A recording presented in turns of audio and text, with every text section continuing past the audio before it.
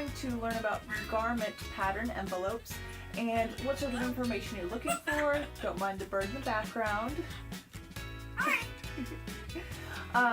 So what sort of information you're looking for, what's important, and how to prepare for that project that you want to do. Okay? So let's get started. Oh, I lied. One thing before we get started. So if you like what you see, go ahead and like and subscribe. And yeah, do that thing. Share with your friends. Okay? Don't mind the bird. She's actually dancing in the background, but if I put the camera on her... Alright, let's get started. Let's start with the front. The front of the envelope, of course, has the super awesome design. You're like, hey, I bought this because I like this picture, or any of these options. But we're going to kind of analyze all of these pieces, and I'm going to explain what you're looking at. Alright, so first I have the pattern number and the pattern size. Pattern number, it's kind of just, there's probably an organization to it, but as far as I'm concerned, it's a random number and it doesn't really match that much. Then we have the size code and the sizes. So in this case, the size code AA means the size is 10 to 18. We're going to explain sizes a little bit more in a minute, but when you're looking at the envelope, this will help you determine whether you're buying the right size envelope or not. Next, I have three different views here,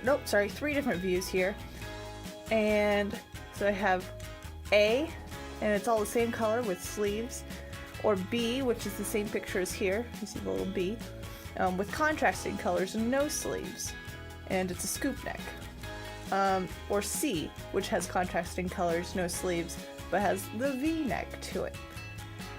And if they chose to have a D, they could actually also have the V neck with sleeves. You can kind of mix and match once you learn the patterns a little bit more. And then there's this extra little section right here. And this one is separate patterns for the cup sizes. So that's always nice to have, especially in our princess cut pieces, but it gives us an idea of how customized and fitted we can get with our garment. Next we have the back of the envelope. The back of the envelope has lots of information, so we're going to break it down because there's sections for each of these things. First, it kind of goes over what is inside of it, and you're like, blah, whatever. And then also it has that same pattern number and how many pieces you're looking at. And that kind of helps us figure out what pieces we're going to need in the future when we open up this guy. Alright. Fabrics. This is one of our more important parts when we are looking at the pattern envelope, is we want to know what type of fabrics we can use. If we look at all these pieces, they're all woven pieces of fabric instead of knit, like stretchy pieces.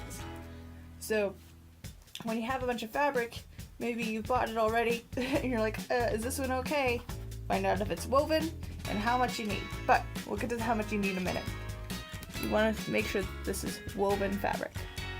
Next, notions. So, of course, those are the things you need to help construct the garment. In this case, you'll need thread, duh, and one 22-inch invisible zipper, and it's not a classic zipper. I have another video on how to do invisible zippers. Next up is body measurements. Bust, waist, hip, and our bodice back, also known as back neck to waist. These are all in inches, and you'll find that not everything is in the same column. We'll go more about that later, but for now, whatever your biggest measurement is, let's say for example that your waist is 37 but your bust is 42 and your hip is 42, okay?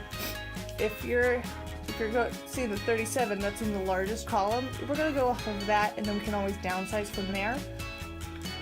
So it's just kind of up to what our biggest size is when we're looking at the rest of these columns going forward. So once you've determined the size that we're going to go off of, in this case, the size is 22W, and we'll look back up to the front here. I don't have the right sizes for that, so I would have to make sure when I choose this pattern that I choose the right envelope for this. I mean, these ones will fit me, but you have to make sure that whatever ones you choose fit your model. Alright, And you're like, wait a second, I don't normally fit the 22. Normally I'm like a 16.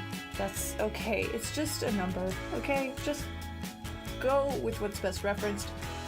All these pattern sizes do not match the vanity sizes that we find in our stores now. So it's just a reference number, don't worry about the size. I was upset to find that, for example, my hip is usually about a 42, 43, so I was like, I am not an 18, I wear like a 10, 12, what's up? So, but don't worry, it's fine. I'm just going to cut it out at 18 and I'm not going to be upset. Alright, next, dress A, B, or BC. And you'll notice that these little numbers here, 45 and 60, this is the width of the fabric. So when you unravel it off of the bolt or roll of fabric, how wide is it? A lot of garment fabrics are at 60, a lot of quilting fabrics are at 45. Sometimes I happen to use like quilting cotton for my dresses and it's at 45 and I have to get more length. Anyway, but usually it's 60 for your garment fabrics. You can always check at the end of the bolt as well if you don't want to have to totally unravel it, because that would be weird to measure things in the middle of the aisle. That's why they have it on the end of the bolt. Anyway, I'm going to go off of, I'm going to explain the difference between these two.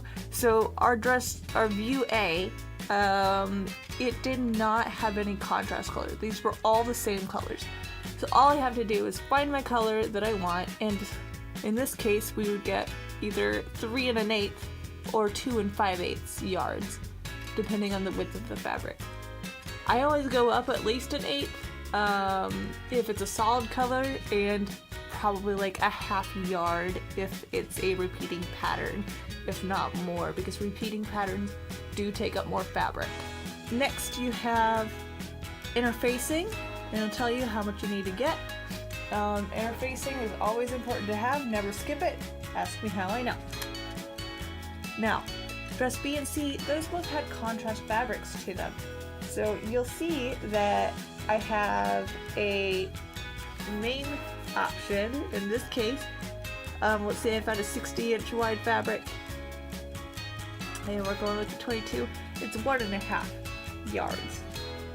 But then I also need something for the other color, the contrast, the sides, front, and back. So just the sides of the dress. Tells you to get 1.25 yards. So personally, I would probably get 1 3/4 and 1.5. Unless I was feeling confident with how I was going. I always get more. I just do. And then I kick myself because I end up with more fabric. What am I going to do with this little amount?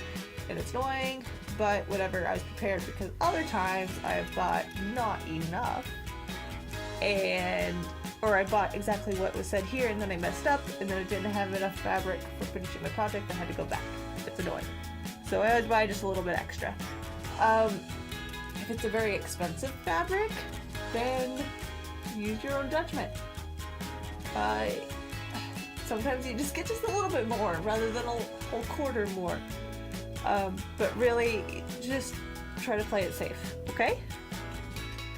Once again, we have the interfacing that we're supposed to do.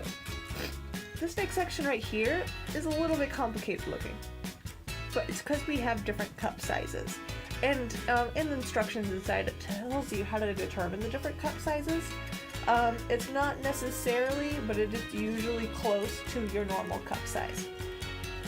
So for 22, if you're a C cup, then it tells you that the bust measurement finished is about 46, versus our bust measurement originally is 44, so we have 3 inches of ease, which is a little much, but not really, because it's not a knit or stretchy fabric, it's just a woven fabric.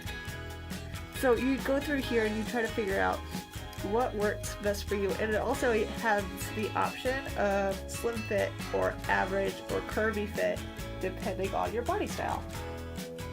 The rest of this information is all just another language, so if you want to learn a new language, read it from that side.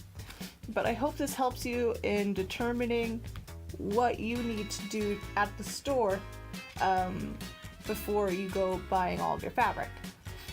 Kind of prep for before the store is take the measurements of the model, otherwise you're just going to go in lost and you're going to waste your time. So make sure you've taken measurements first.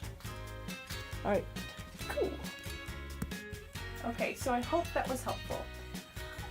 We went over a lot of little details, and all those details are there for a reason. And, including, learning a new language on that envelope. Anyway, so I hope it was helpful. Go ahead, like I said earlier, like, subscribe, share, all that jazz. I'm also on Patreon, and I'm trying to get that spun up and adding things to it so that way my patrons, they get extra bonuses! Like more detailed walkthroughs, patterns, stuff like that. And yeah, it'll be good. Alright, thanks everyone. Have a good day.